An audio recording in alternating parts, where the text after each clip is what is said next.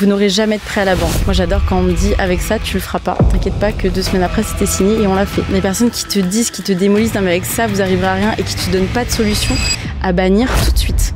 Hop, ça dégage. 18h le dimanche, il appelle Margot et dit mais vous êtes championne du monde, vous avez gagné. L'entrepreneuriat, c'est tellement fait pour moi que quand t'es aligné avec ce que tu fais, forcément tu vois, t'as une belle énergie. Avant, quand t'es pas bien, quand tu fais des choses où t'es pas à ta place, tu peux pas rayonner, tu peux pas briller. Aujourd'hui, on sort du cadre, on crée des choses. Les personnes, je pense, qui t'ont harcelé, qui m'ont harcelé aussi, encouragé, moi je réalise mes rêves. Je pense que ma priorité numéro 1 avant l'argent, le confort, le tout, c'est de faire quelque chose qui...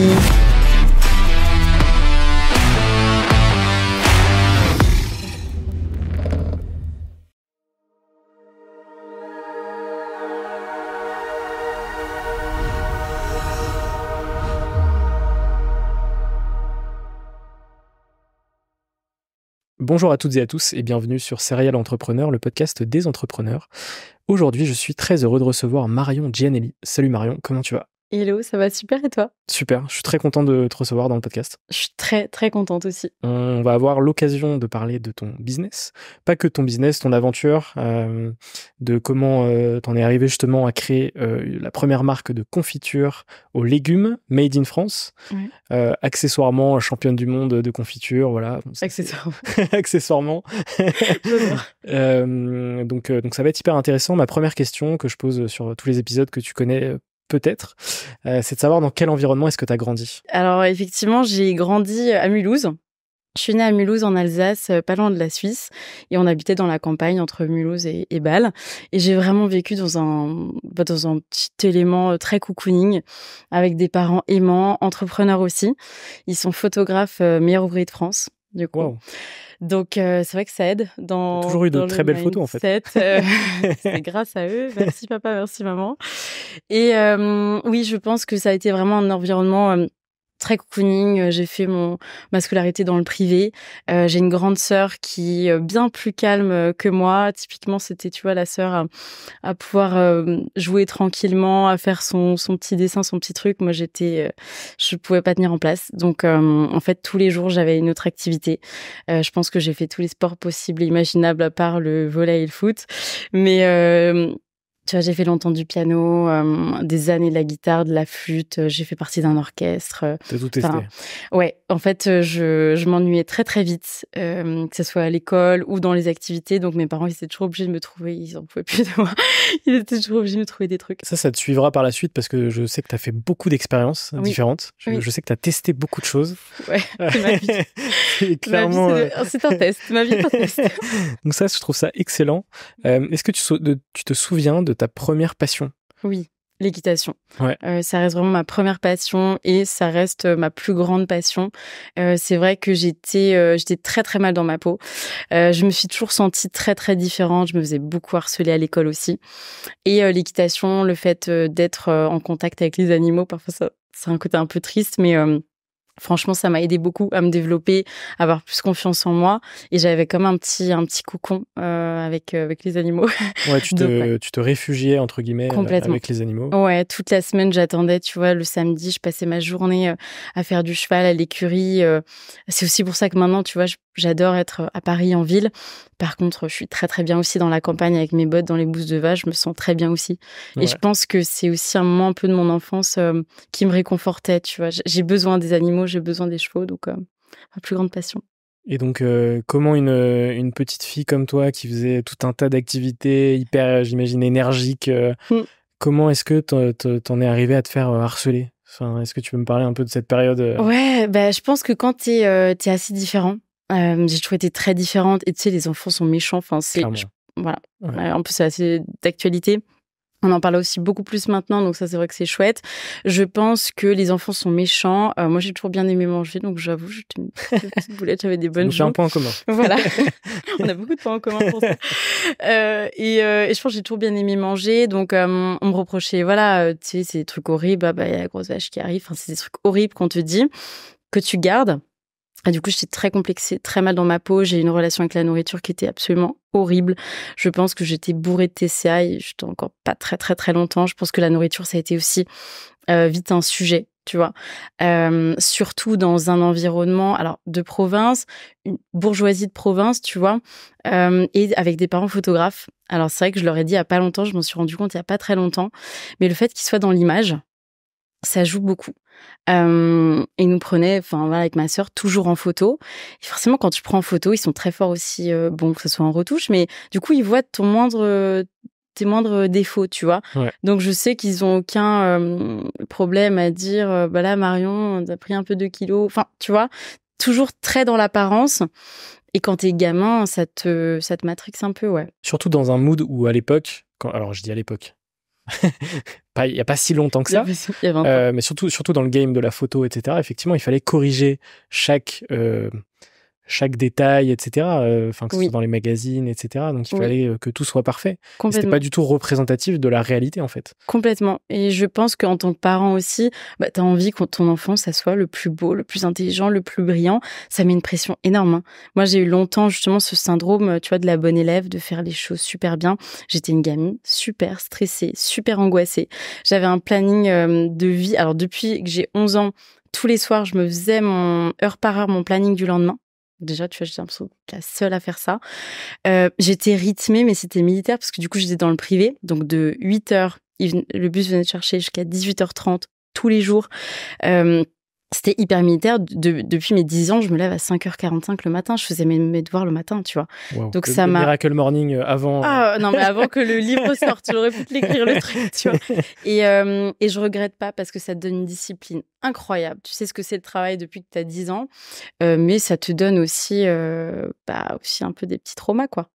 C'est fou que tu été dans cet état d'esprit-là hyper tôt, genre Ouais. dès l'âge de 10 ans, genre c'est hyper jeune en fait, de dire là je me fais mon planning, tac, tac, tac. Ouais, bah, je pense qu'on est à côté de l'Allemagne aussi, en Alsace, tu vois.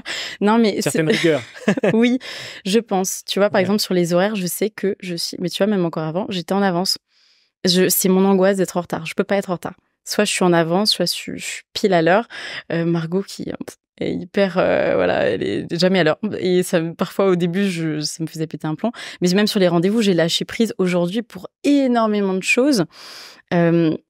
Enfin voilà, ça me faisait péter un plomb, mais effectivement, depuis toute petite, j'avais envie de bien faire, je me mettais une pression de dingue surtout, sur mon apparence, sur ça, sur les notes, sur, tu vois. Mais parce que j'ai toujours, j'ai jamais eu envie de rester dans ma province. Moi, Paris, j'imaginais ça avec des grands yeux, tu vois. J'ai toujours su que je partirais, que j'avais envie de voyager, voilà. Comment est-ce que tu as vécu tes études justement et à quel moment ça s'est arrêté ce harcèlement? Est-ce que ça a été continu? Non, non, non. Ça a été vraiment en primaire et au collège. Ouais. Primaire, tu sais, les années un petit peu ingrates. Puis après le lycée, les gens s'en foutent. Ouais, chacun son... C'est ça. Collège, j'ai rencontré ma meilleure amie d'enfance qui s'appelle Viviane. C'est marrant, c'est la première fois que j'en parle en podcast depuis que j'ai 11 ans et du coup, j'ai 25 ans, donc voilà. Ça date. Et en fait, j'ai trouvé vraiment mon binôme, Viviane, qui a le même profil que Margot. J'ai l'impression que je trouve aussi, tu vois, des meilleures amies et des binômes qui sont beaucoup plus calmes. De traits de personnalité complémentaires. Elle m'a totalement apaisée et en fait, j'ai commencé à être déléguée aussi. J'avais envie. Je pense que j'ai complètement transformé aussi. Je suis passée de, du coup, clairement me faire harceler, où j'étais très éteinte. Et petit à petit, j'ai pris ma place et j'avais besoin d'être dans la lumière. Je pense sincèrement. Et c'est marrant quand je dis ça, ce côté un peu comme si, ah non, mais elle est narcissique et dire ça. Mais non, j'avais juste envie de prendre ma place. J'avais envie d'être déléguée. J'avais des choses à dire. J'avais envie de les dire. Et Viviane était un peu la femme de l'ombre, tu vois, qui m'aidait. Elle me faisait des campagnes. Elle était hyper forte en dessin. Elle me faisait des super campagnes. Donc, j'étais déléguée à chaque fois. Coach personnel. Ouais, c'est un cœur. Et j'espère qu'elle écoutera cet épisode et je la remercie. Et c'est marrant parce que le côté te mettre aller dans la lumière, c'est le fait de te révéler, en fait. Ouais, de par ta personnalité, de par qui t'es vraiment. Oui. Parce que je trouve que dans l'enfance, et que ce soit en primaire, au collège, etc., surtout quand on est différent, on se conforme aussi à ce qu'on visualise comme étant la norme, en fait. Oui. Donc, pendant de très longues années, personnellement, j'ai été dans cette conformité de ne pas être qui j'étais vraiment. Mm-hmm. Et le jour où tout ça, ça a explosé, et c'est encore un travail, je pense, au fil des années, etc. Et du coup, c'est pour ça que ce côté lumière, je suis très aligné avec ça. Tu t'es révélé, en fait, tu as pu exprimer ce qu'il y avait au fond de toi. Ouais, exactement. Et c'est pour ça, en fait, que sur les années, quand on est enfant, etc., on se rend pas compte que il faut faire les choix qu'on a envie de faire. Il faut être qui on a envie d'être. Mais il faut pas imiter le copain qui est populaire potentiellement. Complètement. Et ça, t'es drivé pas forcément par les bonnes choses. Tu vois, par exemple, j'ai fait un bac S. J'aime pas les maths, j'aime pas la physique. Enfin, tu vois, j'ai fait ce PSVT parce que voilà, juste parce que le bac S est censé être prestigieux. Enfin, qu'est-ce qu'on s'en fout aujourd'hui. Ouais, tu vois. Et je sais que je crois que t'avais fait STMG, toi, j'avais exactement. Dans le truc. Tu vois, qu'est-ce qu'on s'en fiche, quoi. Exactement. Et ça a été un choix. Moi, en fait, j'ai toujours été assez mal pendant les études. Pareil, j'ai subi du harcèlement, primaire, collège aussi. J'ai toujours détesté qu'on m'impose de faire des trucs. Donc, dès que j'aimais pas faire quelque chose, je ne le faisais pas. C'est le scorpion en toi. Donc, je me tapais des genre 3, 4, 5 sur 20, tu vois, etc. Par contre, toutes les choses que je kiffais faire, je performais de fou dans ces sujets, quoi. Mais ouais, j'avais un gros problème avec l'autorité. Oui, j'allais dire. Avec dès qu'il y avait une sorte de hiérarchie, tu vois, ou des profs qui prenaient la grosse tête, tu vois, parce que pour moi, un prof, il est censé t'accompagner à grandir, il y en a beaucoup, à te faire aimer des matières. Et heureusement, il y en a. Heureusement, il y a plein. J'ai eu plein de profs génialissimes. Oui. Mais dans l'autre sens, il y avait des gens où ça matchait pas du tout. Et je pense que j'avais un petit côté insupportable aussi sur certains sujets. Ouais, mais t'as envie de te rebeller. Enfin, je pense que c'est aussi, et c'est des personnalités comme toi et moi qui aujourd'hui, on sort du cadre, on crée des choses. Tu vois, les personnes, je pense, qui t'ont harcelé, qui m'ont harcelé aussi. Bon, ils ont pas... non, mais des gros bisous. C'est ciao. Franchement, ça m'a aidé à grandir et vous allez, vous rager. Moi, je réalise mes rêves, quoi. Tu vois? Exactement. Donc, et je suis d'accord avec l'autorité. Moi aussi, et puis, plus on me disait, Marion, ne fais pas ça. T'inquiète pas que j'allais le tester parce que... Et c'est con, tu vois, comme réflexe, c'est vraiment un réflexe primaire, mais même encore aujourd'hui, quand mes parents me disent « Marion, franchement, fais pas ça », je vais le faire. Ouais, esprit de contradiction.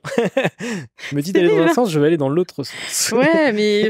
Et longtemps, tu t'es drivé effectivement par ton ego. Après, il faut travailler sur soi, il faut savoir pourquoi tu le fais. Le bac S, clairement, franchement, ça m'a rien apporté par un gros complexe et de mal vivre les choses et d'apprendre des trucs en physique, ce point-là et tout. Je m'en fous, j'ai rien retenu. Voilà. Après tes études, t'as fait tout un tas d'expériences professionnelles, alors même pendant tes études, puisque des stages, des alternances aussi peut-être. Pas d'alternance, que des stages. Oui. Et notamment des expériences à l'étranger.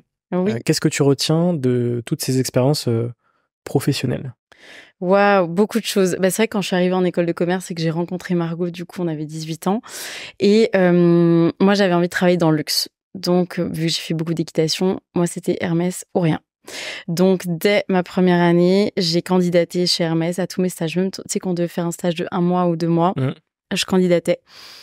Et à l'époque, tu recevais les lettres de refus de coucou, vous n'êtes pas accepté. Moi, je les ai gardées, j'en ai reçu 3. Et j'ai fait d'autres choses. Par exemple, j'ai bossé chez Nespresso. Je me suis, milieu de gamme en vente. J'ai fait du marketing chez Ravensburger, donc des puzzles. J'ai bossé aussi chez Système U en centrale d'achat en com. Qu'est-ce que j'ai fait d'autre? J'étais à l'étranger. C'est déjà pas mal. Mais quand je suis arrivée à Paris, du coup, en 2019, alors pendant 6 mois, on était au Mexique avec Margot. On a fait un bachelor à l'UM Strasbourg, du coup, au début. Et première année, je suis partie 3 mois en Irlande. Bon, moi, j'ai du mal avec les pays où il fait froid, il a plu beaucoup, donc bon, voilà. Je suis pas ressentie grandie, à part le fait que, du coup, t'apprennes vraiment bien l'anglais. Et 3e année, on était 6 mois au Mexique. Et c'est vrai que là, je me suis complètement révélée. Je pense que si quand t'as une enfance et une adolescence quand même assez cocon, clairement, j'étais dans une petite bulle dorée. Franchement, je savais pas ce que c'était la vraie vie. À 18 ans, mes parents ont divorcé. Donc, je pense que là, j'ai commencé à comprendre que le monde était méchant. Tu vois, et puis après, il y a tout qui s'est enchaîné avec études post-bac, partir à l'étranger. Quand on est parti au Mexique en 2018, donc on avait 20 ans. Tu vois, partir pendant 6 mois aussi loin à 2, c'est un vrai truc, quoi. C'est vraiment quelque chose. On était 300 étudiants internationaux. Donc, on a fait beaucoup la fête quand même, j'avoue. On a beaucoup voyagé. C'était génial. Donc, c'était à Monterrey. Oui. Si je dis pas de bêtises. Je t'ai bien renseigné. Exactement, toujours. Et donc, avec, effectivement, Margot, qu'est-ce qui... Tu me dis qu'il y a eu un switch à ce moment-là, que tu t'es révélé. Qu'est-ce qui a fait que tu t'es révélée, justement? Je pense que c'était de vraiment connaître des personnes qui font pas forcément partie du coup du milieu dans lequel j'avais vécu. Je pense qu'on était clairement dans une petite bulle, donc avec des personnes qui nous ressemblent, qui sont issues du même milieu que nous. Quand tu pars à l'étranger, que tu as 300 étudiants internationaux, que tout le monde vient de partout, en fait, tu challenges tes idées, tu apprends plein de choses. C'est une ébullition en fait mentale, culturelle, tout qui est énorme et tu t'en prends plein la tête et en 6 mois, tu grandis plus que en 18 ans, quoi. Ouais, c'est un vrai accélérateur de vie. Complètement. Comme je pense, le côté voyage, c'est vraiment en termes de découverte culturelle, découverte humaine aussi, découverte sur soi. Effectivement, en 6 mois, si t'avais passé 6 ans à Mulhouse, t'aurais pas vécu du tout les mêmes choses. Pas du tout. Et même sans passer 6 mois, tu vois, par exemple, je suis partie toute seule à Bali en été 2023. J'avais envie de partir toute seule avec mon sac à dos. Même mes copines ont dit « Marion, on vient avec toi, ça va être trop bien. » J'ai dit non, me foutez la paix. Je vous aime énormément, mais j'ai envie de partir toute seule. Et je suis partie, j'avais envie de partir à l'autre bout du monde. Alors, c'est Bali, hein, je suis pas non plus partie dans un endroit qui craint et tout. Mais j'ai vraiment voulu, tu vois, aller en mode backpack, partir avec moi-même. J'étais toute seule pendant 15 jours. Et au final, là-bas, c'est tellement cool que je n'étais jamais vraiment toute seule. Je rencontrais plein de gens. Même, je me souviens, un soir à Ubud, j'avais envie de manger au resto, mais j'avais envie d'être seule. Tu vois, j'avais mon petit carnet, je voulais être avec moi-même. Je me mets à une table, je rencontre, tu vois, des Allemands, des Indiens, commence à discuter. Et je me suis dit, mais c'est génial. Et quand t'es bien avec toi, seule, les gens viennent à toi. Ah non, mais c'est clair. Tu vois, tu deviens hyper magnétique aux gens et ils ont envie d'être avec toi. Mais les voyages, c'est la plus belle chose qui soit. J'ai jamais autant grandi. J'aurais jamais grandi comme ça si j'avais pas fait autant de voyages. Ouais. Et donc, ce voyage-là, il a lieu en 2019 2018, du coup. 2018. Ouais. De juillet à décembre 2018. En janvier, du coup, je faisais mon stage de fin d'année à Paris. Donc, j'étais en cabinet d'avocat à ce moment-là, en business développement, avenue Hoche. Et en fait, quand je suis arrivée, j'étais une coloc à 4 dans le 5e avec mes 3 meilleurs potes. Ouais. Et moi, j'avais toujours Hermès en tête. Et quand je suis arrivée, je regardais beaucoup les annonces sur Fashion Job. Je pense que ça doit encore exister. Et je vois une annonce CDI samedien. Du coup, c'est le genre de contrat qu'on appelle comme ça. Samedien à Paris, au magasin de Sèvres. Donc, il y a 3 magasins à Paris. Samedien pour les samedis. Samedien pour les samedis. Pour les gens qui... Oui. Voilà. Donc, en fait, tu travailles tous les samedis. Les habitants de Samediland. Et en fait, tu travailles tous les samedis dans la maison. Donc, moi, c'était nickel. J'avais mon stage. Je me suis dit, c'est top. Je fais mon stage du lundi au vendredi. Le samedi, comme ça me met un pied chez Hermès. Je découvre et tout. Et je me suis dit, franchement, je me suis pris tellement de refus de la maison en stage. J'ai fait le M Strasbourg. C'est vrai qu'à l'époque, tu vois, quand tu fais pas une école à Paris, considère pas trop. Donc, en fait, je me suis dit, tu sais quoi, je vais aller me pointer en boutique. Donc, je m'habille, je mets ma meilleure tenue, je mets, je pense, 2 heures à me préparer. Et j'arrive en boutique, je m'en souviendrai vraiment toute ma vie. J'arrive avec mon CV comme ça. Et je leur dis, en plus, je tombe du coup sur une collègue qui s'appelle Alexandra, qui sera une collègue après, par la suite. Et je dis, voilà, j'ai vu l'annonce de stage sur Fashion Job, j'ai envie de candidater, ça fait des années que je rêve de la maison et tout. Et donc, elle donne mon CV. 3 jours après, le siège m'appelle pour me proposer un entretien. J'étais comme dingue. Je passe en plus, mais franchement, même quand j'étais en stage en cabinet d'avocat, je faisais que de préparer mon entretien pour Hermès. Mais tu sais que j'apprenais même des trucs lunaires, tu vois, c'était mon côté allemand. Je sais pas, des chiffres sur la maison, sur des choses qui n'ont même pas à voir avec le poste de vendeuse dans une boutique, tu vois. Mais j'apprends vraiment de tout, même les parts de marché en Asie, tu sais, des trucs que jamais ils m'auraient posé comme question. Et j'arrive à cet entretien tellement déter, la nana impressionnée. 2 jours après, j'ai du coup, ça s'est passé très très vite, un entretien avec ma manager dans la boutique. Et donc, je suis arrivée en bijouterie horlogerie et puis j'ai pu entrer chez Hermès, quoi. Donc là, le goal était là, franchement, et c'était un CDI en plus. C'est un contrat CDI. Et en 2019, on était 118 personnes monde à avoir un CDI, n'importe quel contrat. Ok. Et tu as encadré le contrat ou pas? Et ouais, j'ai mis à côté des refus, tu vois. Et on a fait péter le champagne. Hein. Ouais. Et donc, t'es resté chez Hermès jusqu'à encore assez récemment, si je dis pas de bêtises. Oui, ouais. En 2022. Carrément. Je suis restée du coup 3 ans chez Hermès tous les samedis. Donc, en fait, j'avais tout en parallèle, mes stages la semaine. j'ai tout fait en parallèle, mais c'était l'éclate. Franchement, Hermès, c'était au niveau de tes attentes, on va dire. Mieux que tes attentes. Ouais. Okay. Je pense que j'avais envie d'y aller pour les mauvaises raisons, comme le bac S, tu vois. Tu veux entrer dans le luxe parce que c'est prestigieux, alors qu'en fait, c'est pas du tout ça. C'est pas du tout ça que t'en retires. Je pense J'imagine que c'est l'équipe.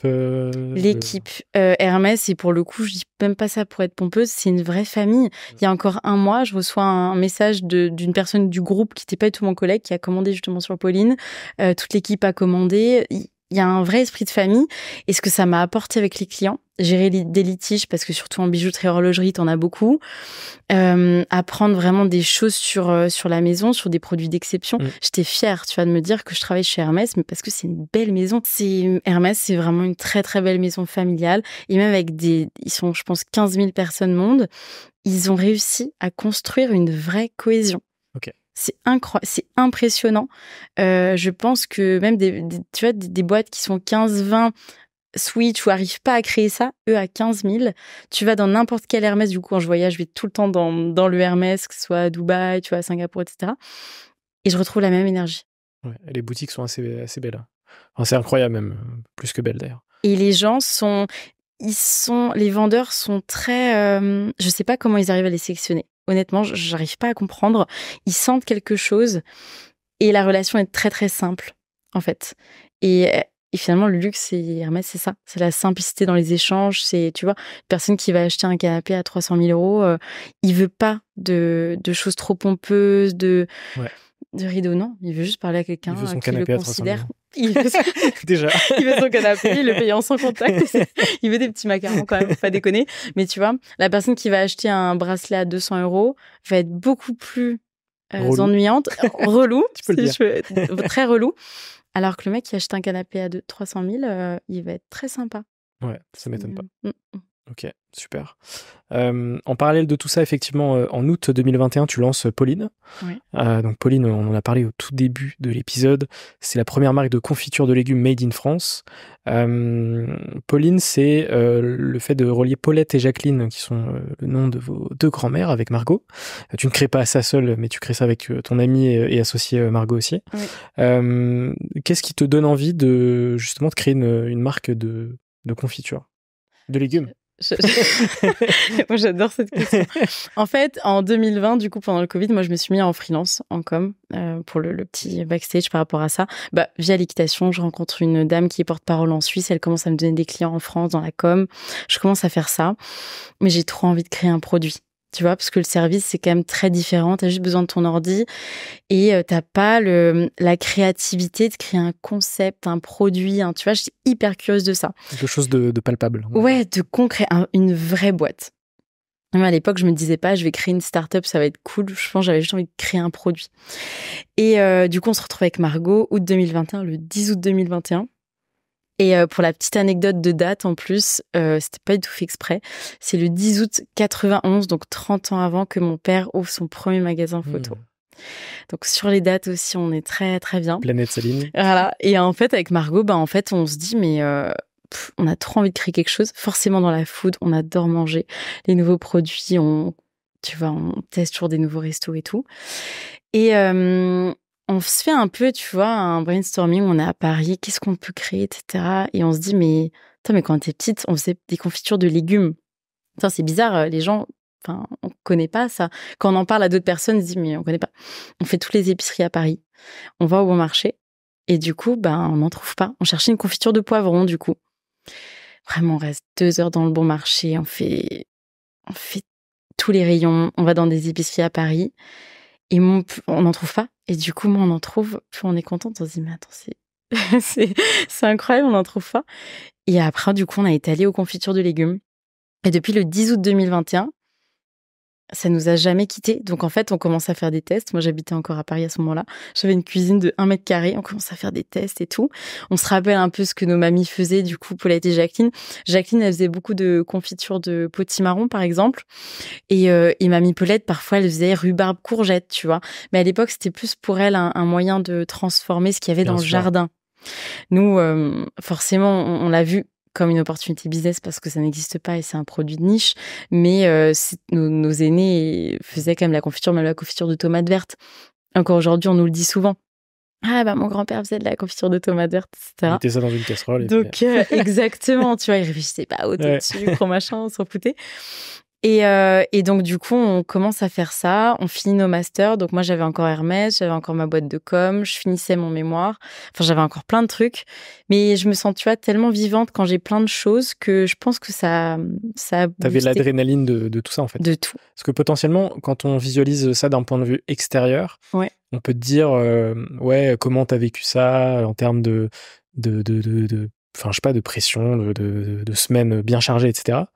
Et je pense que, alors tu pourras répondre à ces questions, mais je pense que du coup, toi, t'étais tellement animé par tout ça qu'en fait, t'avais encore plus d'énergie que si tu faisais une seule activité, en fait. Mais 100%. Et c'est pour ça que j'ai tout le temps besoin d'avoir 50 000 projets sur le feu pour rester hyper animée. C'est un peu, si tu vois, cette hyperactivité cérébrale tout le temps, qui parfois, 5% du temps, va être hyper épuisante. Et du coup, je me connais, je sais qu'il faut que je dorme. Mais sinon, en fait, je pense que ma pire angoisse, c'est l'ennui, quoi. Et parfois, avec Margot... je sais pas, pendant 24 heures, dès qu'il se passe pas une grosse news, parce que du coup, on a été aussi habitués à ces montagnes russes-là, c'est pendant 24 heures, c'est juste un peu plus plat, hein. Il se passe rien de fou, mais c'est plat. Je lui dis, Margot, là, je meurs d'ennui. Vite, on trouve un truc. C'est pour ça qu'on lance, tu vois, parfois des concepts, des trucs, où quand tu me dis, ah, j'ai vu ton post, machin. En fait, c'est juste parce qu'à ce moment-là, je m'ennuyais. Je me suis dit, attends, il faut que je trouve un truc. Tu vois, là, mon post par rapport à Michel et Augustin, j'en parlais encore hier, je m'ennuyais. Je me suis dit, Marion, qu'est-ce que tu peux faire pour ne pas t'ennuyer? Tu veux rencontrer Michel Augustin? C'était génial, ça. Tu fais un post LinkedIn. Et c'est pour ça que quand les gens me disent, ouais, super, ta com, en fait, c'est pas de la com, c'est juste que je suis en train de me soigner parce que je m'ennuie. Ouais, je comprends. Donc là, je peux enfin le dire, je m'ennuie à ce moment-là. Chaque action, en fait, c'est une petite pile. En fait, dans le dos, tu as une petite ouverture. Et c'est ça. Tout résumé, c'est exactement ça. Trop cool. Comment ça se passe ces premiers mois, justement, avec Pauline? C'est quoi un peu vos priorités à ce moment-là? J'imagine que, évidemment, des tests dans cette cuisine de 1 mètre carré. Oui. Et à quel moment ça passe à quelque chose de plus concret? Un produit qui sort physiquement avec un logo. Wow. En fait, je pense qu'on était très, très insouciantes. Ce qui est vraiment génial au début, je pense que quand tu crées un projet, il faut être très, très insouciant. Tu vois, j'ai commencé à faire de la com, du coup, en décembre 2021.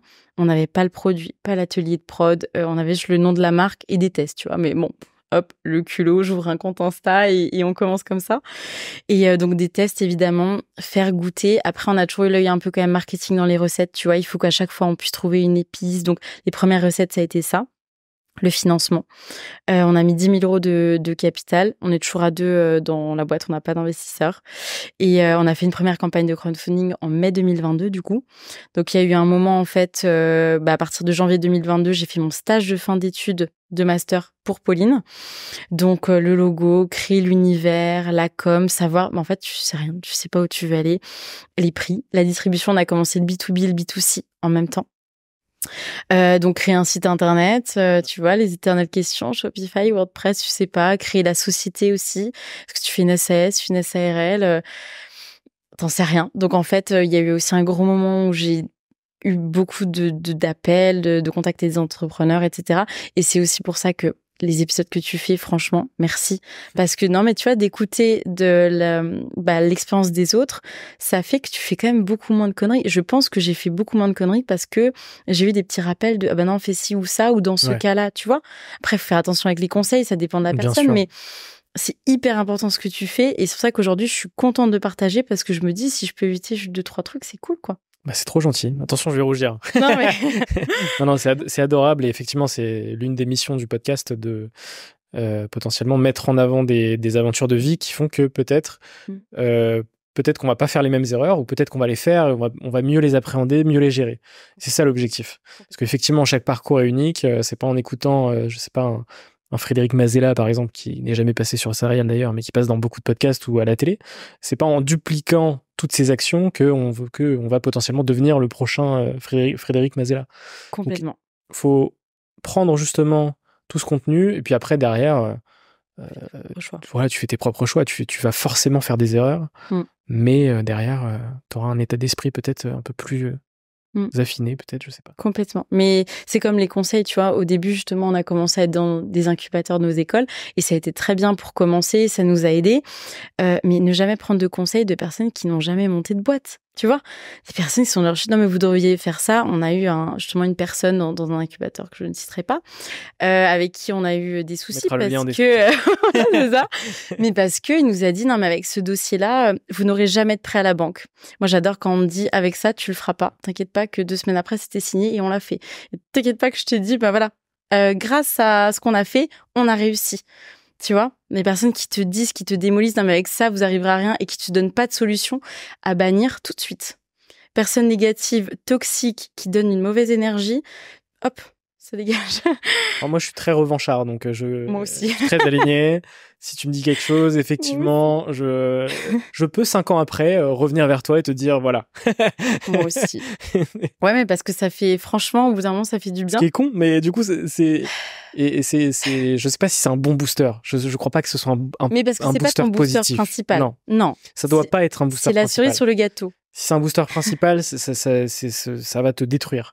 Mais par contre, effectivement, si ça fait partie des éléments qui font que derrière, tu arrives à faire ce que tu fais, bah, pourquoi pas. Ben, tu vois, par exemple, quand une nana qui m'a harcelée à l'école, candidate pour un job chez Pauline. C'est bon, non? Tu vois? Je pense que... Tu lui as répondu ou pas? Bien sûr. Okay. Tu l'as reçu en entretien? Bien sûr que la candidature serait étudiée. On n'a pas été reçu. En l'an 2032. Et qui a aussi voulu aller chez Hermès, qui m'a donné son CV pour donner la maison. Je ne l'ai jamais transféré. Bah, logique. Non, mais tu vois. Et les gens sont quand même intéressants, culottés. Ouais.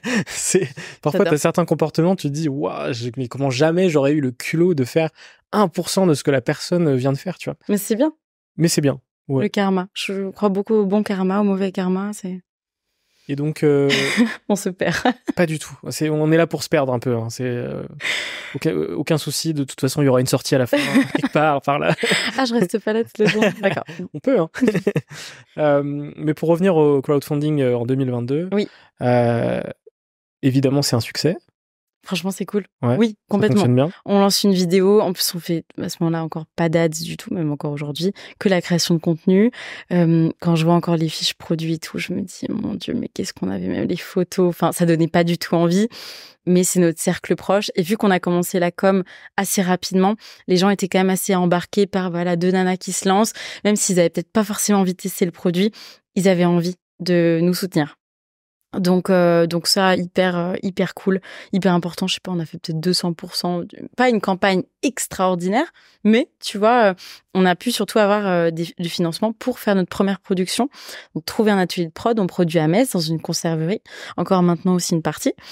Parce que forcément, au début, c'est pas avec un prêt de 30 000 € que t'achètes une petite usine, des confitures, des machins. Donc système D, voilà quoi.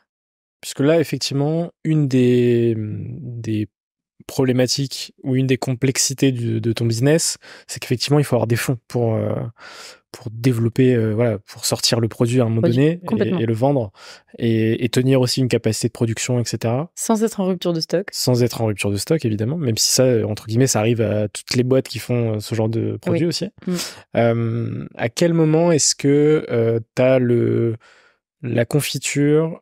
Enfin, la première confiture dans les mains, le produit fini. Avec l'étiquette. Ouais. Du coup, été 2022. En fait, on a vraiment lancé en septembre 2022 le site internet. On a fait une soirée de lancement. Donc, je dirais août 2022.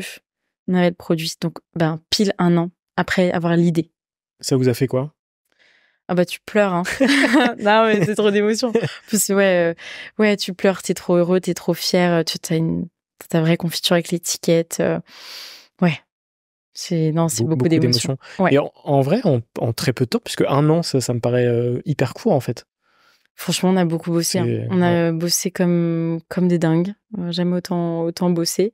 Mais dans le fun. Tu vois, avec Margot, c'est pour ça qu'on est très amis. On rigole beaucoup.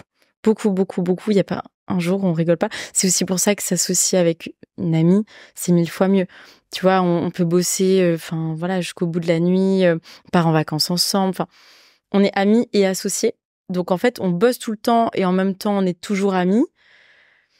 Parfois, je lui dis quand même, là, je te parle avec la casquette associée, là, la casquette amie. Mais tu vois, on peut très bien switcher d'un problème de cœur à 2 secondes après, on parle du packaging. Enfin, tu vois, c'est hyper naturel, en fait. C'est très marrant parce que c'était évidemment un sujet sur lequel je voulais aller. Ouais. Le fait de s'associer effectivement avec une amie, ça, alors, c'est quelque chose que je connais bien puisque je suis associé avec Mehdi qui à la base est un ami avant d'être un associé.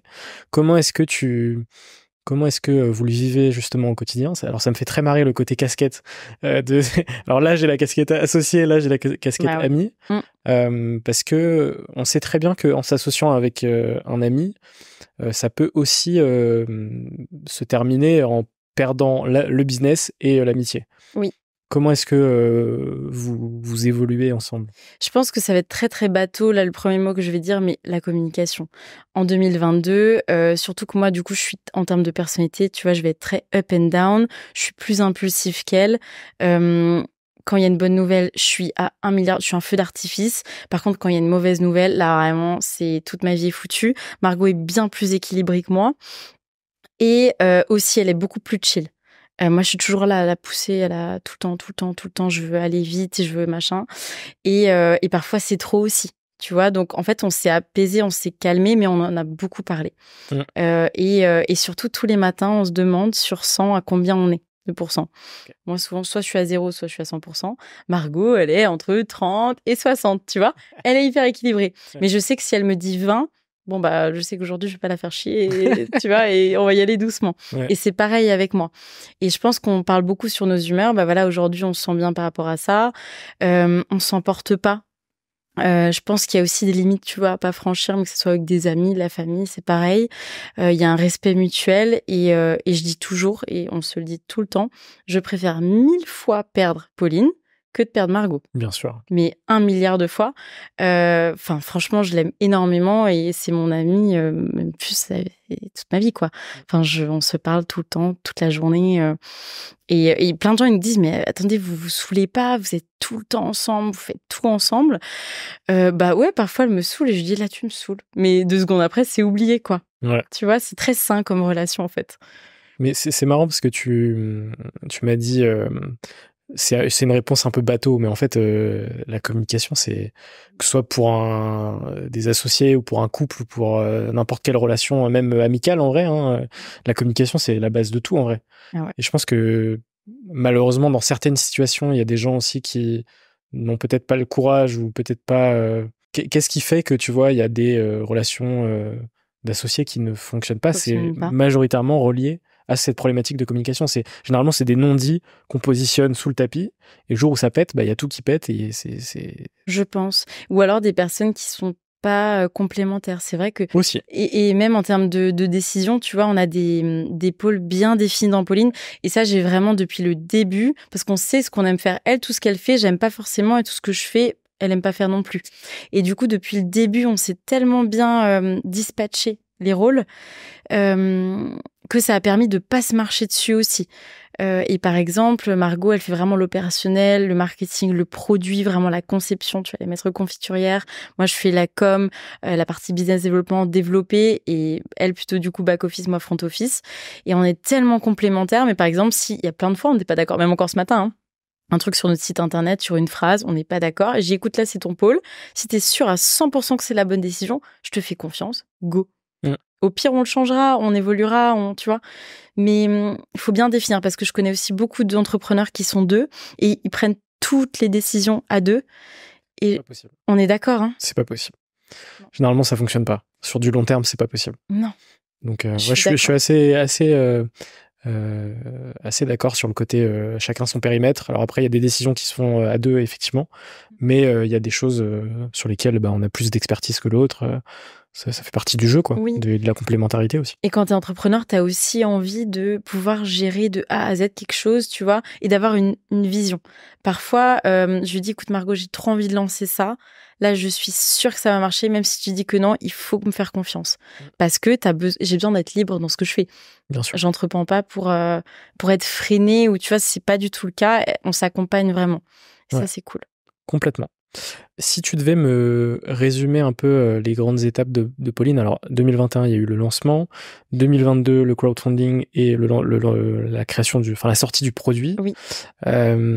Je sais que après vous avez été championne du monde de confiture. Est-ce que tu peux me raconter cette étape? En fait, du coup, en septembre 2022, on fait cette grande soirée de lancement. On a notre premier Noël, du coup, parce que c'est vraiment évidemment la période phare pour nous.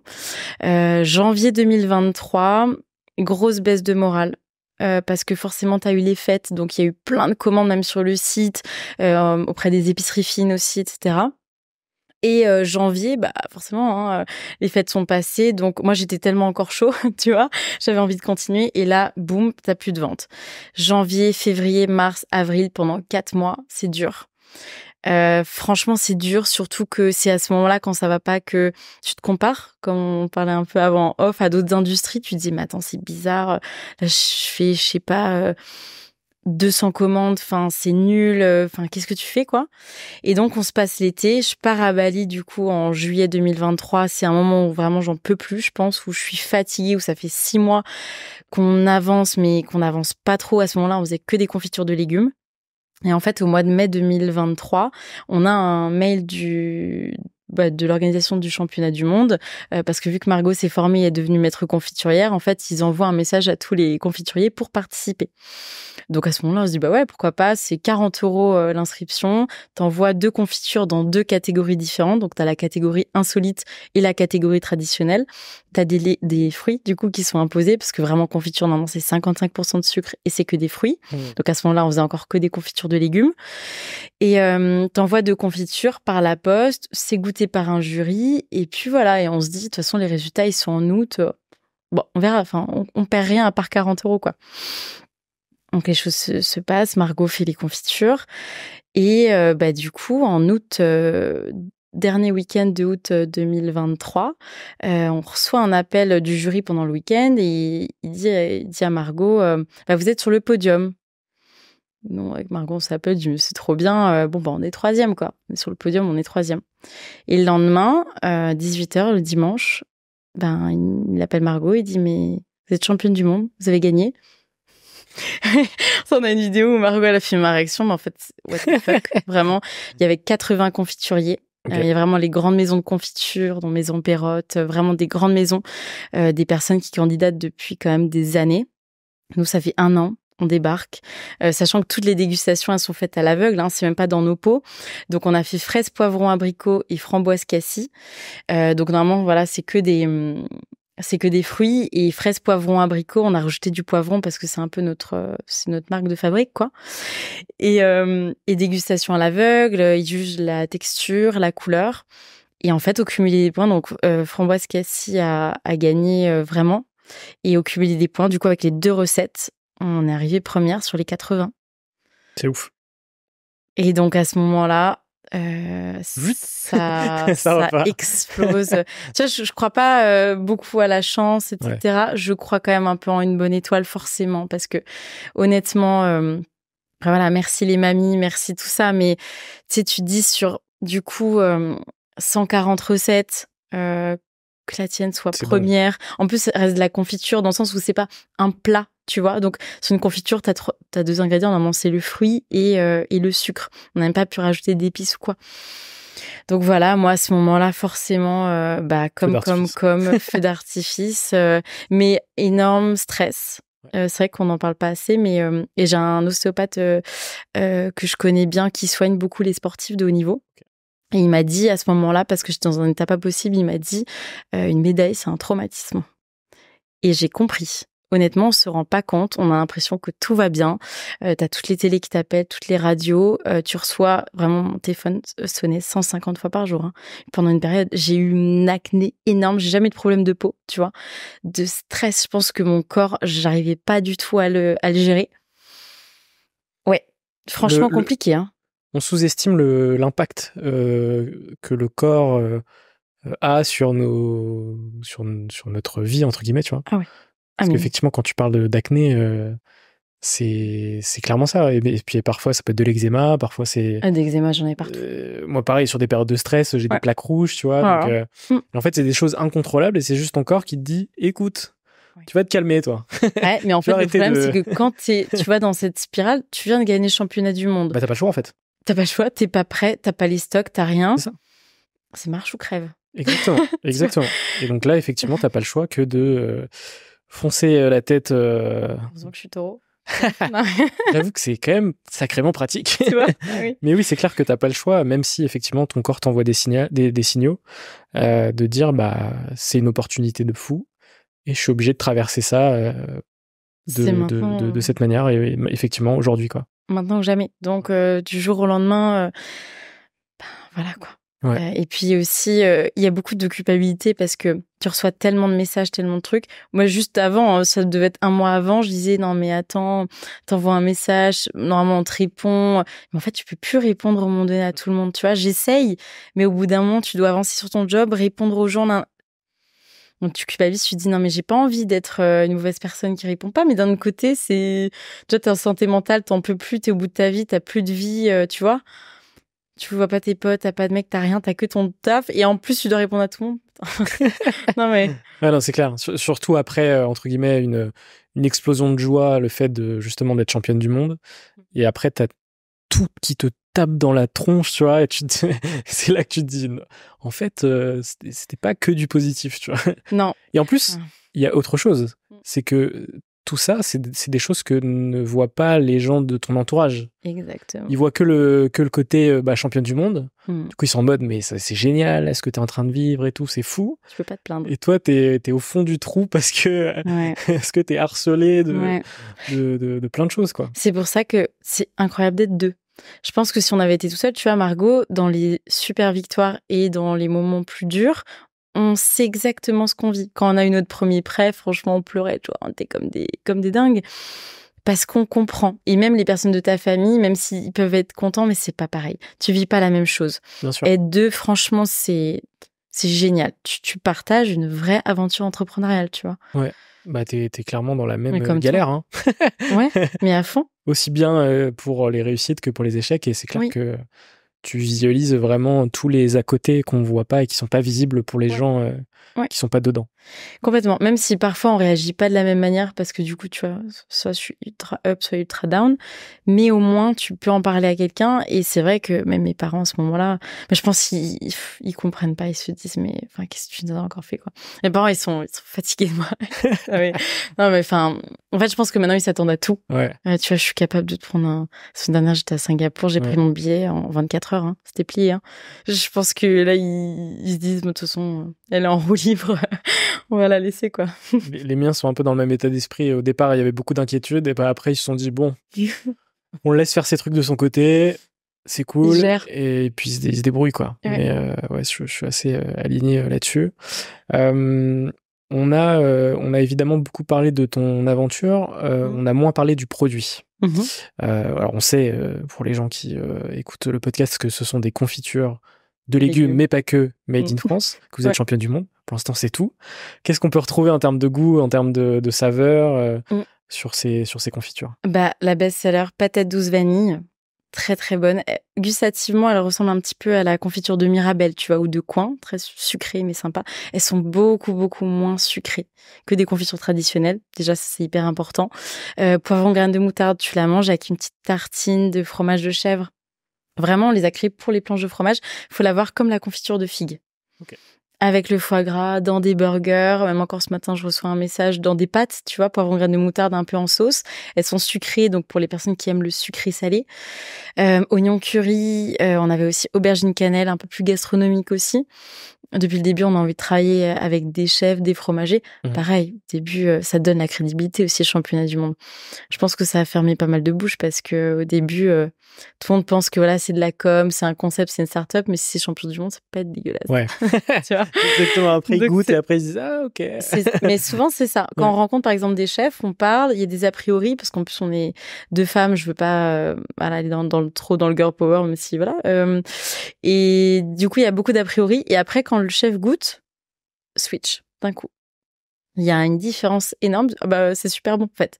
Donc, tu as 3 ingrédients. Soit le légume, l'épice, le légume ou le fruit, l'épice et le sucre. Entre 60 et 80%, tout est bio. aussi. C'est vrai qu'on le met pas assez en avant, mais si déjà on crée un produit, ben on le fait clean à fond. Donc c'est bio, c'est français.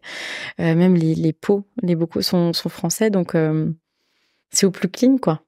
C'est tout l'intérêt d'un business de produit, parce qu'en fait, les gens, à partir du moment où ils goûtent et que le produit est excellent, en fait, il n'y a pas trop de doute à avoir.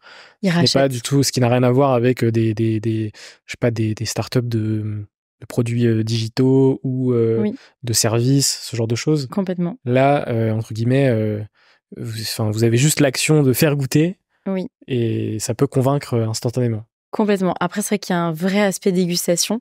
Le fait de créer un produit de niche, alors ça a des avantages parce que du coup, on est clairement les seuls. Hein. Alors là, tu vois, mais on crée un marché.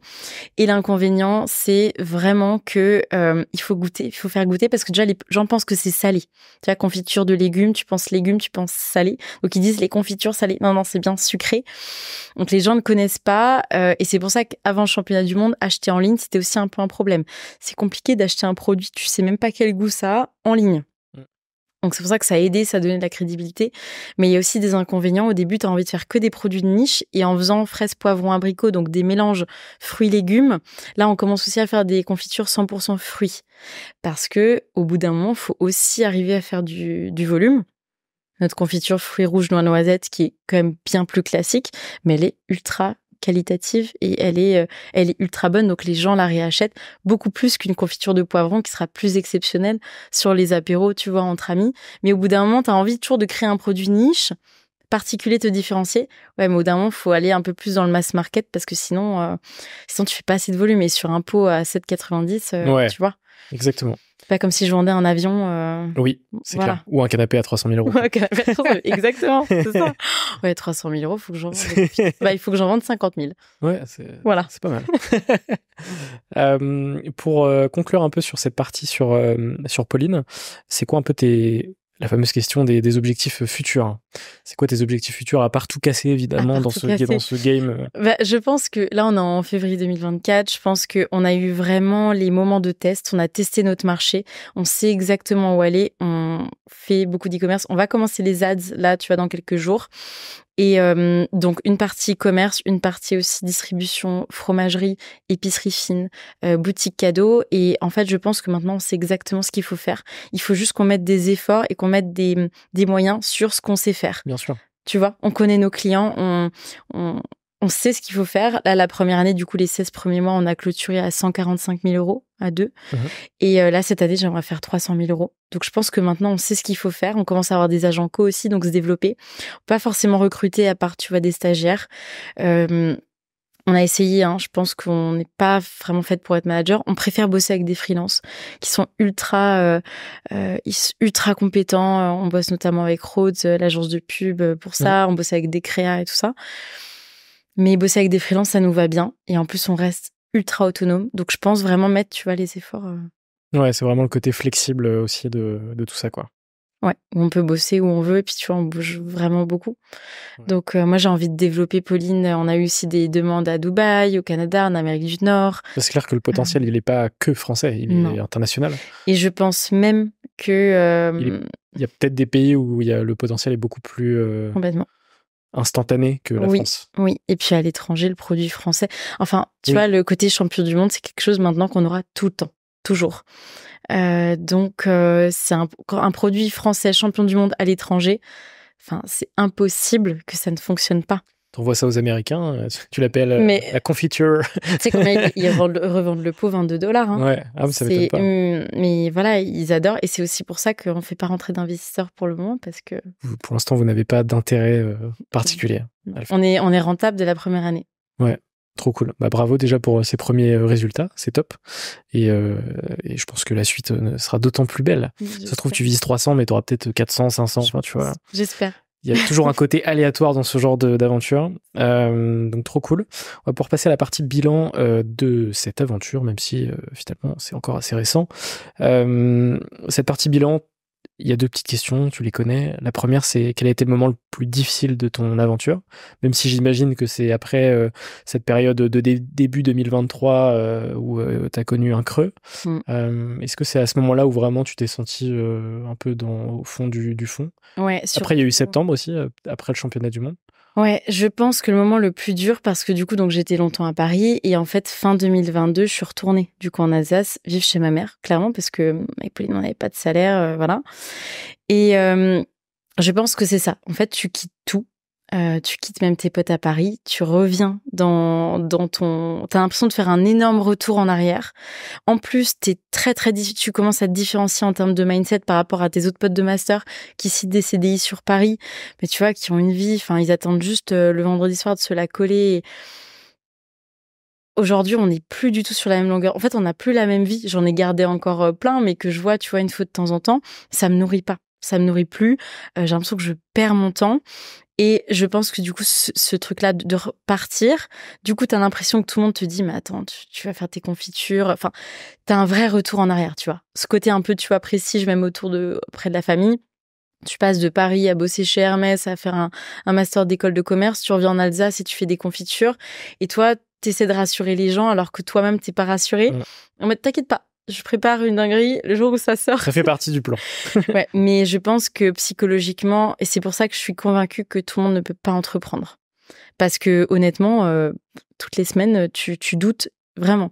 Tu refais tout ton cercle. Maintenant, évidemment, je rencontre beaucoup plus d'entrepreneurs et je m'entoure finalement que d'entrepreneurs et des gens, peut-être pas que, mais des sportifs aussi qui ont le même mindset que moi. Mais ce switch-là, je pense que tu l'as vu aussi, il est hard. Je suis très convaincu avec ce que tu as dit sur le fait que tout le monde n'est pas fait pour entreprendre et qu'il n'y a pas un apprentissage pour devenir entrepreneur, entre guillemets. Je pense qu'il y a des traits de personnalité qui sont au fond de toi et qui font que potentiellement tu vas devenir un bon ou un mauvais entrepreneur et que tu es potentiellement fait pour ça. Je pense. Ça peut paraître un peu con de dire ça d'un point de vue extérieur, mais j'en suis convaincu et de par les gens que j'ai pu rencontrer, etc. C'est marrant parce que c'est un sujet sur lequel j'ai débattu avec quelqu'un il y a quelques mois, qui me disait que Messi, n'importe qui peut entreprendre, etc. N'importe qui peut entreprendre, effectivement, se lancer, etc. Mais si on parle de vision long terme et entrepreneur en termes d'état d'esprit, je pense que c'est pas fait pour tout le monde. Non, parce que tout le monde n'a pas envie de travailler sur soi. Ouais. Si tu travailles pas sur toi, tu vas stagner. C'est pas plus compliqué que ça. Si tu vois, j'ai l'impression en quelques années, sur plein de sujets, j'ai tout déconstruit et là je reconstruis. Mais si tu prends jamais le temps de tout déconstruire et quand tu déconstruis tout, tu t'en prends quand même plein la tronche parce que tu remets tout en question. Mais si tu fais pas ça, t'avances plus. Mais du coup, quand tu fais ça, t'as un énorme gap avec les personnes qui l'ont jamais fait. Mais tu te rends compte aussi qu'il y a très très peu de gens qui font ce travail-là. Ouais, exactement. Tu vois, et en fait, t'es ton propre produit, dans le sens où tu t'évolues aussi en corrigeant certaines choses, etc. Complètement. Mais t'es en constante évolution et en constant apprentissage aussi.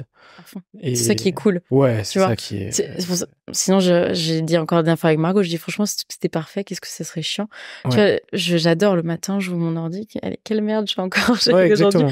Ça fait partie du job et je pense qu'au fond de nous, on kiffe aussi ce genre de jeu. Je pense.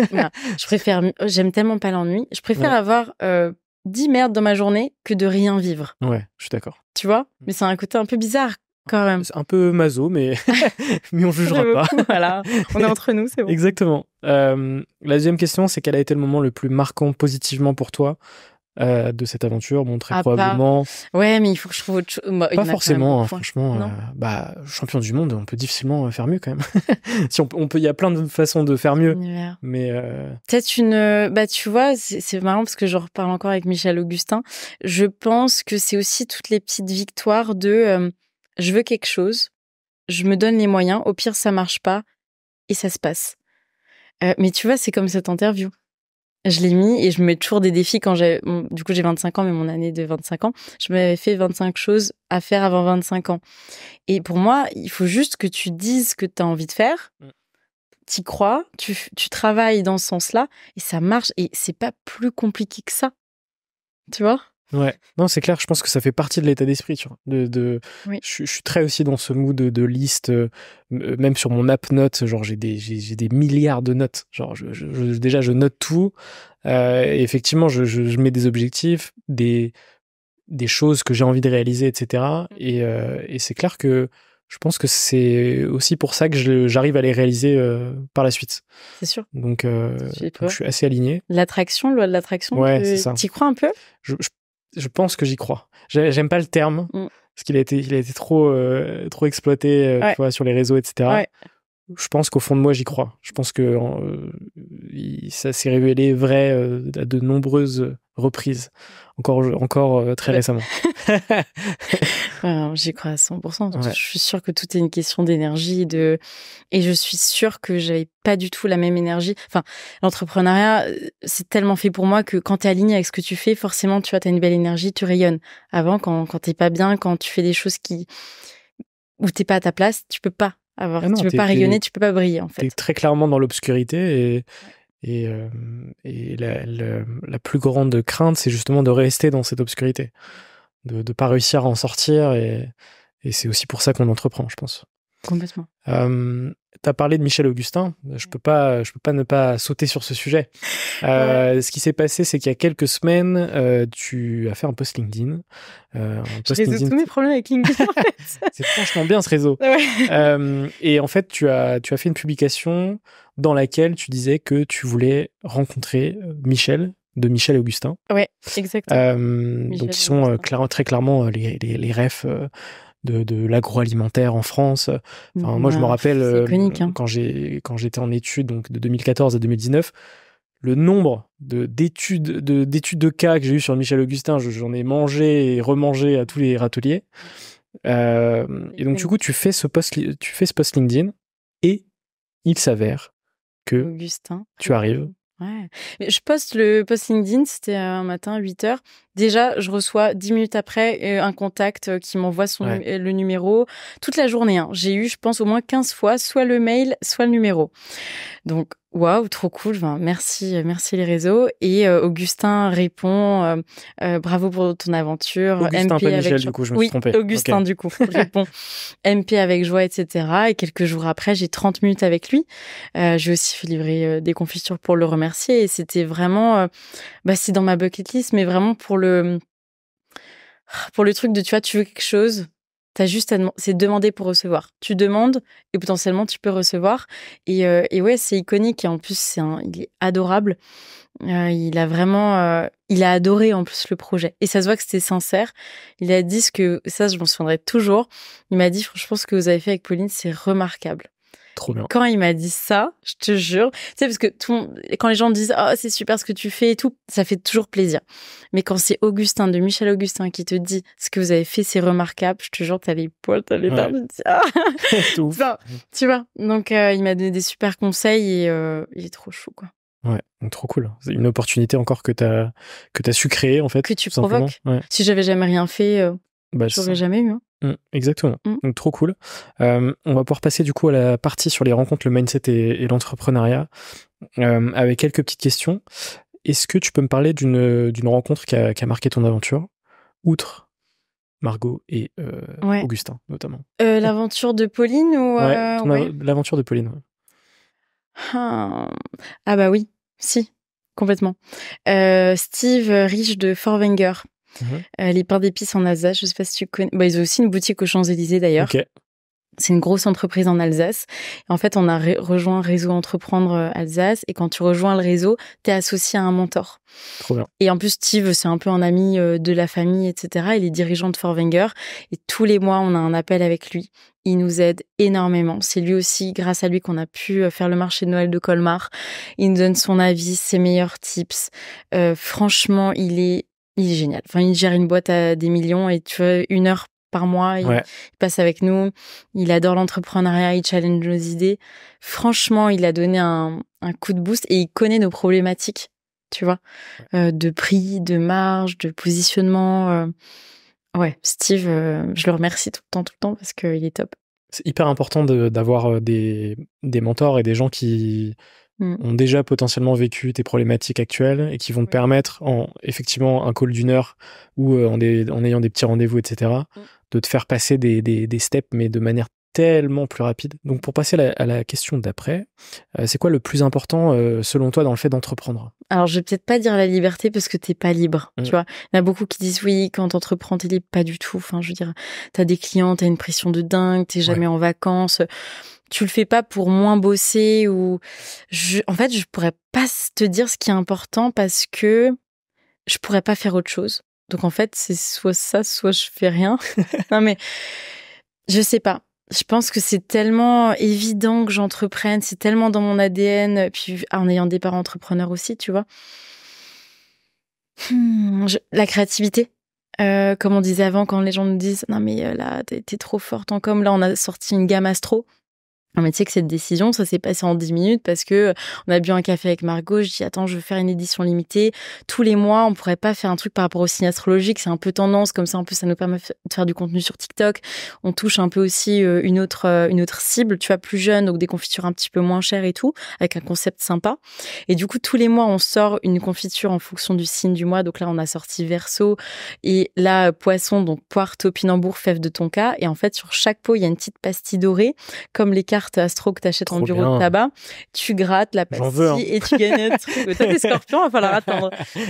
Et tu vois, comment cette ça, il n'y a idée, pas scorpion bientôt. En fait, chaque mois, on le sort le 20 du mois, quoi. Et tu vois, cette idée qu'on dit, ah, les filles trop fort, en fait, c'était juste l'expression d'une idée. J'y ai pas enfin, bien sûr, j'y ai pensé pour vendre des confitures, mais c'était plus parce que ça m'éclate, quoi. Tu vois, je sais pas, être hyper créatif. En plus, Margot, elle me freine pas dans mes élans. Elle sait très bien que tous les 2 jours, je vais arriver avec une nouvelle idée, nouveau truc. Elle me calme, elle organise les idées. Moi, je pars dans tous les sens. Et ça, peut-être que c'est ça le plus important alors. Tu vois, de laisser libre cours à son imagination. Tu testes des trucs, parfois ça marche pas. C'est pas grave, c'est l'éclate, quoi. Franchement, on s'éclate. Tous les jours, on s'éclate. Je suis très aligné avec ça. Il y a une punch que j'aime bien dans un film qui est sorti sur Netflix l'année dernière qui s'appelle Cash, avec Raphaël Quenard, que j'adore. et à cette question, il répond le panache. Sur le fait, tu vois, pour moi, c'est relié à l'audace, au fait d'oser, de concrétiser justement des choses et de pas se mettre de limites et de barrières mentales, de pas se dire c'est pas possible. Le culot, mais ça vient avec la confiance en soi. Et tu vois, je pense à ça parce que c'est arrivé la semaine dernière. On était au salon de l'agriculture et Margot, elle voit Poppy. C'est une TikTokeuse qu'on suit qui a plus de 4 millions d'abonnés. Et elle me dit, Marion, il y a Poppy qui est là. Moi, je réfléchis pas. Je fonce. Je la cours plaque au sol. Je la plaque au sol. En plus, elle est alsacienne. Okay. Donc, je dis, ah, Poppy, on est aussi alsacienne. Parce qu'on est très chauvin. Ça fait super longtemps que je veux te faire goûter des confitures de légumes. On a un concept trop cool. Ça vient de Paulette et Jacqueline. Sa grand-mère s'appelle Paulette. Enfin, tu vois. Trop de connexion. Elle vient, elle filmait pour YouTube.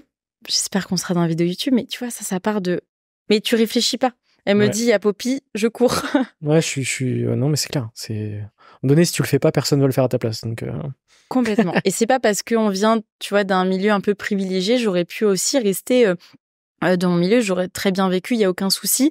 Et tu vois, parfois, t'as pas non plus besoin d'avoir des histoires non plus de ouf, t'as tout construit de A à Z, c'est merveilleux ceux qui le font, mais j'ai aussi un peu envie de donner le message de c'est pas parce que, enfin, tu peux avoir une vie banale, normale, française, et tu peux avoir de grandes ambitions et de faire des grandes choses. J'ai jamais voulu être la confiturière du village. Pour moi, Pauline, c'est le confiturier de demain, et c'est très bien enfin voilà, chacun a son truc, mais on a envie de concurrencer toutes les grandes marques de confiture. Hein.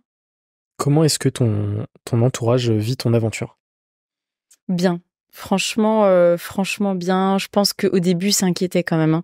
Surtout mon père. Je suis très, très proche de mon père. C'est vraiment mon meilleur pote. Et je pense qu'au début, ils ont pas trop compris. Ils avaient besoin aussi d'attendre et de voir qu'il y ait du chiffre qui rentre. Ils avaient besoin aussi de voir la réaction des gens. C'est pour ça que le marché de Noël en Alsace, à Colmar, c'était très bien. Parce que mon père a beaucoup aidé sur le stand et il a vu la réaction des gens. Il a vu les gens revenir en disant « Non, mais on a acheté des confitures, c'était excellent, c'était génial. » Il voit l'engouement. Quand on est passé sur le Egal M6, du coup, fin janvier, c'était comme dingue, quoi.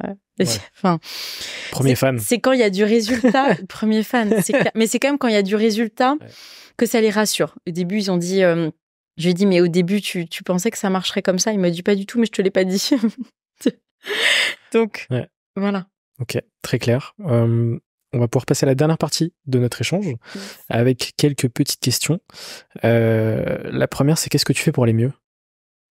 Eh ben, l'équitation, clairement. Je pense que quand tu fais des choses et que tu as toujours un brouhaha dans ta tête, il faut revenir à des choses ultra simples. Quand je vais pas bien, je fais du sport. Je fais courir à fond. Je vais faire du cheval. Je profite avec mon petit chien, un bon café, un bon petit plat, un bon bouquin. Et je suis la plus heureuse du monde. Et dormir. Je pense que boire de l'eau et dormir, tu peux que aller mieux. Il faut les recharger les batteries à un moment donné. Et du soleil. Ouais, je suis assez aligné. Des choses simples. Et je pense qu'il y a aussi plein de gens qui pensent, parce que je suis plus extravertie et que j'ai bossé dans le luxe, que tu vois, je suis un peu trop dans le canapé à 300 000 euros. et dans le canapé à 300 000. Quand ça va pas. Et exactement ça. Alors que pas du tout. Ouais. En soi, vraiment, tu mets... juste, je me promène dans la forêt, je fais une rando, un bon café, je suis la plus heureuse. Je suis assez d'accord. C'est quoi ton plus grand rêve? De vendre des confitures de légumes et des confitures Pauline partout, avoir des pubs à Times Square, ouais, franchement, de les vendre partout, d'aller à l'autre bout du monde, dans n'importe quel shop, tu vois, même à Singapour, et de voir dans une épicerie fine une confiture Pauline, ça c'est mon plus grand rêve. Ouais, ce serait stylé. La classe, hein. C'est quoi ta plus grande peur? Pas que tout s'arrête, parce que je crois tellement à tout ce qui doit arriver, tu vois. Si c'est pas Pauline, si je dois pas réussir mes aventures entrepreneuriales avec Pauline, ça sera autre chose, forcément autre chose. Tout ce que tu investis, tu l'investis en toi. Complètement. Ma plus grande peur, c'est de m'ennuyer. Hein. Je pense que, bah oui. C'est très relié avec tout ce que tu as dit. Bah ouais. Je pense que si tu t'ennuies, et là on est encore effectivement au début, mais imaginons dans 5 ans, si je m'ennuie, je suis pas du tout fermée à faire autre chose parce que je m'ennuie. Je pense que ma priorité numéro 1 avant l'argent, le confort, le tout, c'est de faire quelque chose qui m'excite, quoi, qui me fasse ultra vibrer au quotidien. Donc ça fait flipper de s'ennuyer, non? Ouais, c'est clair. Je pense que ça rend aigri même. Ouais, hein, je pense. Hein. Est-ce que tu as un livre à me conseiller? Bah, du coup, un livre que j'ai lu au mois de janvier de Naval Ravikant, que j'adore, parce que le mindset, j'adore. Il est chaud, lui. Il est très chaud. Il est incroyable hein, en termes de mindset. Et c'est marrant parce que dans le livre, il a dit à un moment donné, devenez champion du monde dans ce que vous faites. Et je l'ai... C'est déjà fait. Ouais, j'étais là. Désolé. Already done. Au suivant. Voilà, c'est ça. Mais non, il est très très bien et j'aime bien aussi. Il apporte beaucoup de nuances à plein de choses. Tu vois, il y a pas les socialistes, les capitalistes d'un côté qui veulent faire d'argent et les personnes qui subissent de l'autre. Les gens sont beaucoup plus complexes que ça. Exactement. Il met beaucoup d'humains, mais à la fois, non, je trouve très bien. Est-ce que tu as un film ou une série à me conseiller? Tu sais que je regarde plus beaucoup de films et de séries. Je pense que mon film préféré, c'est Pearl Harbor parce que je le trouve absolument magnifique.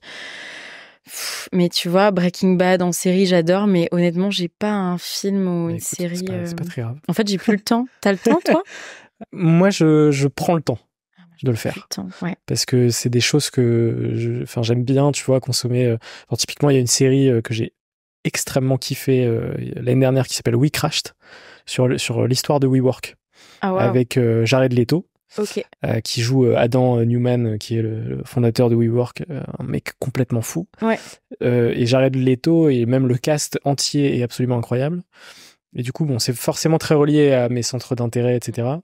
Mais pour le coup, la série est dingue. C'est une seule saison de 8 épisodes, je crois, ou 7, 8, donc ça se fait assez vite. Et pour le coup, c'est assez dingue dans ce qu'il arrive à retransmettre, ouais, je sais pas si ça se dit, mais sur l'aventure et l'état d'esprit, l'impact de l'état d'esprit d'un entrepreneur sur son aventure. Ok, eh ben ça, tu vois, si tu me le vends comme ça, j'ai envie de regarder. Mais de moi-même, j'avoue, j'ai la flemme de chercher. Moi, je t'avoue que ça fait partie de mes intérêts, donc je... Oui. Ça se trouve, je ferai des podcasts sur le cinéma bientôt, je sais pas. Peut-être un jour. Est-ce qu'il y a une question que tu aurais aimé que je te pose, mais que je ne t'ai pas posée? Écoute, non, t'es très fort, hein. Franchement, dans tout ce que t'as dit. Non, mais tout ce que t'as dit, tu m'as demandé, tu vois, ce que je faisais pour aller mieux, mes défaites, mon plus grand rêve. C'est assez compliqué. Et toi, c'est quoi ton plus grand rêve? Wow, attention, t'as pas le droit de... Je fais ton interview. En vrai, je pense que ça évolue. Je pense que le rêve long terme, c'est d'être le plus libre possible Ok. en termes d'action, donc avoir les moyens de faire un peu ce que j'ai envie de faire, quoi. Je relie mon rêve, je pense, à une destination aussi. J'ai habité 6 mois à Lisbonne en 2021. Et je sais que je suis très relié à cette ville de près ou de loin et que je finirai par y vivre. Ouais. Donc un de mes rêves, c'est d'être à Lisbonne, potentiellement gérer des business, des activités, relier de près ou de loin, tu vois, mais sans intérêt. Donc c'est quelque chose d'assez global. C'est pas précis en mode faire, je sais pas, 10 millions d'écoutes avec céréales, tu vois, ça je m'en fous. Ouais, en termes de chiffres. Ouais. Mais même en termes de chiffres, en fait, je sais que tout ça sera connecté. Donc, de toute façon, tu es tellement aligné avec ce que tu fais, ça va forcément arriver. Parfois, ça prend plus de temps. C'est aussi pour ça que tu n'en as pas d'investisseurs. On aurait très bien pu choisir la solution de facilité, de se dire, bon, bah, on nous a proposé déjà beaucoup d'argent. Et en plus, dès que tu passes sur BFM ou la télé, on vient direct à toi. On fait beaucoup de rendez-vous. Tu prends plus de temps, mais au moins, tu es tranquille. Exactement. Et cette tranquillité d'esprit n'a pas de prix. C'est ça. Pour avoir connu des aventures start-up, d'être dans des écosystèmes d'aventures start-up avec des investisseurs particulièrement relous, non, jamais. En même temps, le rôle d'un investisseur, et c'est clair, c'est de faire des sous. Donc, d'un côté, tu peux même pas leur en vouloir. C'est juste que tu fais entrer le loup dans la bergerie. Après, il y en a des très bons, mais on va pas épiloguer sur le sujet. On fera un épisode sur cette thématique. Je passe à la question reverse. Du coup, t'as un peu pris le crédit de questions, mais je peux t'en redonner un. Y a-t-il une question que tu souhaiterais me poser? Tu prends le rôle de host pendant une question. Voilà. Et pas ta plus grande peur, parce que j'y répondrai pas. C'est quoi ton plat préféré? Waouh, je dirais... Non, c'est une question facile. Franchement, c'est très compliqué. Si je vais dire le bacalhau à Brás, c'est un plat portugais qui est incroyable, très simple. C'est des... je vais le présenter, les gens vont se dire, ça a l'air bizarre. C'est des petits morceaux de bacalhau, donc de la morue. Voilà, il y aura une photo avec des petites lamelles de pommes de terre en mode frites, avec des œufs, des oignons, de l'ail, je crois. C'est healthy, ça? Tout ça mélangé, pas du tout. C'est pas du tout healthy, pas du tout. Et ça, c'est des petits... Quand je vais au Portugal, j'aime bien. C'est ton plaisir. Ouais, exactement. Et aller tester ceux de plein de restos différents. Tu les notes pouvoir les juger. Tu vas faire un épisode les meilleurs de Lisbonne. Et à Paris, t'en retrouves ou pas? Alors à Paris, effectivement, j'ai testé plusieurs restaurants portugais qui sont pas trop mal. Si. Alors j'en ai trouvé un plutôt bien qui s'appelle Saudade d'ailleurs. Qui est une très belle adresse. Tu veux ouvrir un resto parce que t'en as pas trouvé à Paris, du coup. Alors si j'ouvre un resto, je l'ouvrirai pas à Paris. Mais ouais, exactement. Mais c'est clair que je pense que je suis lié de près ou de loin à la food un jour ou l'autre, tu vois. Je pense que je ferai un truc. Ouais, je pense, ouais. Pas des confitures, t'inquiète. Mais plutôt un lieu physique, tu vois, genre un café ou un café-restaurant, tu vois. Il y a pas encore très longtemps, tu vois, pour Café Kitsune, par exemple, je trouve ça absolument génial. Ils en ont partout au Japon. C'est le fait de créer un univers, un concept lifestyle, très lifestyle. Exactement. Et je suis convaincue aussi, parce que tu as plein d'industries qui font beaucoup de cash et qui sont pas lifestyle. Nous, on est même avec Pauline sur un produit lifestyle. Je suis sûre que tu peux faire du cash et du sexy. Ouais, exactement. Je suis sûre de ça. C'est clair. Mais il y a plein de gens qui, tu vois, mais au début, non, mais franchement, faites des confitures. Comme la cosmétique, vous n'allez pas faire de cash. C'est pas vrai. Je suis sûre que c'est pas vrai. Les gens veulent des concepts originaux et des trucs sexy, quoi. Et du bon et du beau. Voilà, exactement. C'est clair. Il me reste 2 petites questions. Est-ce que tu as une ou un entrepreneur à me conseiller pour un futur épisode? J'adorerais que tu puisses interviewer Valérie Messica. Oui. On a déjà des bijoux. Ouais. C'est vrai? Je crois que c'était Dominique Busso qui m'en avait parlé de Forbes. J'avoue que... Alors, je trouve pas d'interview sur elle, etc. Il y a aussi... je crois qu'elle s'appelle Nathalie de Caudalie, mais elle, il y a plus d'interviews sur elle.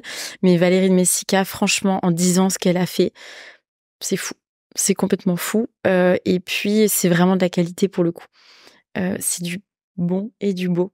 et je l'aime en termes de femme. Je trouve que c'est vraiment une représentation. Tu vois, j'aurais aimé, quand j'étais petite, pouvoir me dire, cette femme, c'est la femme que j'ai envie de devenir.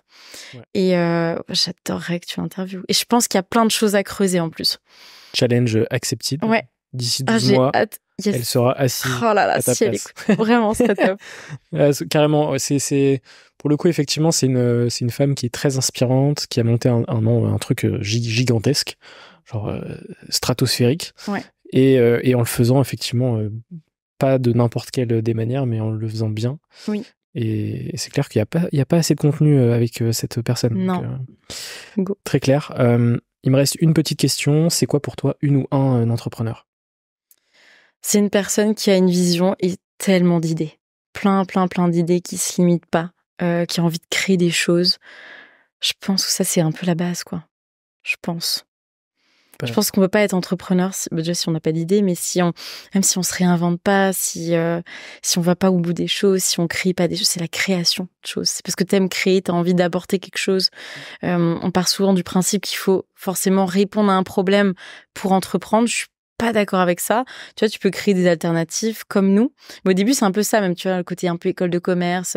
Pour entreprendre, tu dois répondre à encore un prof qui n'a jamais entrepris de sa vie. Insupportable. Mais c'est fou, hein.